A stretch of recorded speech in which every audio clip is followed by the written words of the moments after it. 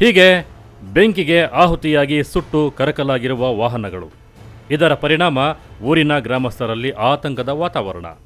ಈ ಘಟನೆ ಕಂಡುಬಂದಿದ್ದು ಚಿಕ್ಕಬಳ್ಳಾಪುರ ತಾಲೂಕಿನ ಅರಸನಹಳ್ಳಿ ಗ್ರಾಮದಲ್ಲಿ. ಪ್ರಕಾಶ್ ಕುಟುಂಬದವರು ತೋಟದಲ್ಲಿ ಕಟ್ಟಿಕೊಂಡು ವಾಸವಾಗಿರುವ ಮನೆಗೆ ಮಧ್ಯರಾತ್ರಿ ನುಗ್ಗಿದ ದುಷ್ಕರ್ಮಿಗಳು ನಿಲ್ಲಿಸಿದ್ದ ವಾಹನಗಳ ಮೇಲೆ ಪೆಟ್ರೋಲ್ ಸುರಿದು ಬೆಂಕಿ ಹಚ್ಚಿ ಪರಾರಿಯಾಗಿದ್ದಾರೆ. ಘಟನೆಯಲ್ಲಿ ಸ್ಟಾರ್ ಸಿಟಿ ಬೈಕ್, ಹೋಂಡಾ Activa, Royal Enfield, mini tractor ಸೇರಿದಂತೆ ಇಷ್ಟು ವಾಹನಗಳು ಬೆಂಕಿಗೆ ಆಹುತಿಯಾಗಿವೆ.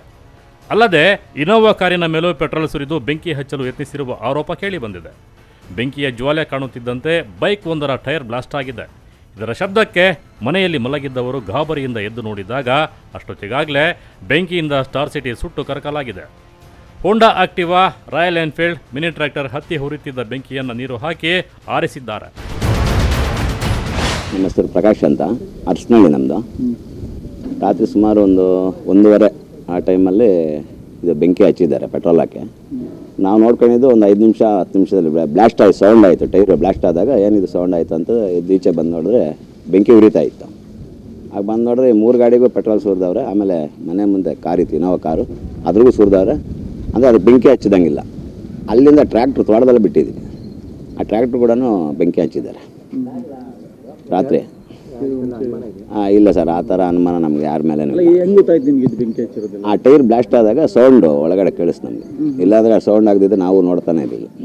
ಆ ಸೌಂಡ್ ಆದಾಗ ಏನೋ ನೋಡಿದ್ರೆ ಕಿಟಕಿಯಲ್ಲಿ ನೋಡಿದ್ರೆ ಬೆಂಕಿ ಉರಿತಾ ಇತ್ತು. ಆಗ ಬಂದು ನಾವು ಏಕಾಗಿ ಬಂದು ನೀರು ಹಟ್ಟಿ ಇದು ಮಾಡಿದ್ವಿ. ಆಮೇಲೆ ಆ ತೋಟದಲ್ಲಿ ನಿಲ್ಲಿಸಿರೋ ಟ್ರ್ಯಾಕ್ಟ್ರಿಗೂ ಹಚ್ಚಿದ್ರು. ಅದು ಅದೇ ಥರ ನೀರು ಹಾಕಿ ಆರಿಸಿದ್ವಿ. ಯಾವ ಬೈಕ್ಗಳು ಯಾವುವು? ಒಂದು ಸ್ಟಾರ್ ಸಿಟಿ, ಒಂದು ಸ್ಕೂಟಿ, ಒಂದು ಬುಲೆಟು, ಒಂದು ಟ್ರ್ಯಾಕ್ಟ್ರು. ಆಮೇಲೆ ಕಾರು ಪೆಟ್ರೋಲ್ ಸುರಿದಿದ್ದಾರೆ. ಅಂದರೆ ಹಚ್ಚಿರೋದು ಗೊತ್ತಿಲ್ಲ ನಮಗೆ, ಎಲ್ಲಿ ಏನು ಡ್ಯಾಮೇಜ್ ಏನಾಗಿಲ್ಲ ಕಾರ್ದು. ಯಾರು ಮಾಡಿರ್ಬೋದು, ಯಾಕೆ ಮಾಡಿರ್ಬೋದು? ಇಲ್ಲ ಸರ್, ಆ ಥರ ಅನುಮಾನ ನಮ್ಗೆ ಯಾರ ಮ್ಯಾಗಿಲ್ಲ ಸರ್. ಏನಾಗಿದೆ ಈಗ ಆಲ್ರೆಡಿ ನೀವು ಕ್ಯಾಮ್ರಾದಲ್ಲಿ ತೋರಿಸ್ತೀರಿ, ಪೂರ್ತಿ ಬರ್ನ್ ಆಗಿದೆ 2 ಗಾಡಿ. ಬುಲೆಟು ಅದು ಕೂಡ ಜಾಸ್ತಿ ಬರ್ನ್ ಆಗಿದೆ.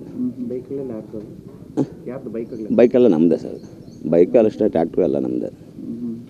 ಅನುಮಾನ ಯಾರದ ಮೇಲೆ? ಇಲ್ಲ ಸರ್, ಆ ಥರ ಅನುಮಾನ ಇಲ್ಲ. ಹೊಟ್ಟೆ ಕಿಚ್ಚಿಗೆ ಏನಾದರೂ ಮಾಡಿದಾರಂತ? ಇಲ್ಲ, ನಮ್ದು ಯಾವುದೇ ಥರ ಗಲಾಟೆ ಆಗ್ಬೋದು, ಒಂದು ಕೇಸ್ ಆಗ್ಬೋದು, ಸ್ಟೇಷನಲ್ಲಿ ಕಂಪ್ಲೇಂಟ್ ಆಗ್ಬೋದು, ಇದುವರೆಗೂ ಇಲ್ಲ.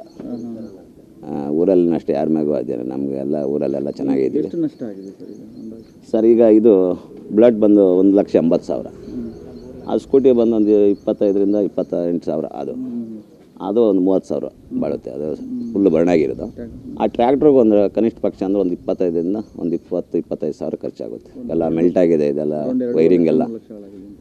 ಇಲ್ಲ, ಅಷ್ಟೊಂದೇನಿಲ್ಲ, 1.5-1.70 ಮಧ್ಯೆ ಆಗ್ಬೋದು. ಇನೋವಾಗ ಅದಕ್ಕೇನೋ ಪ್ರಾಬ್ಲಮ್ ಆಗಿಲ್ಲ ಸರ್. ಅಂದರೆ ಪೆಟ್ರೋಲ್ ಸುರಿದವ್ರೆ.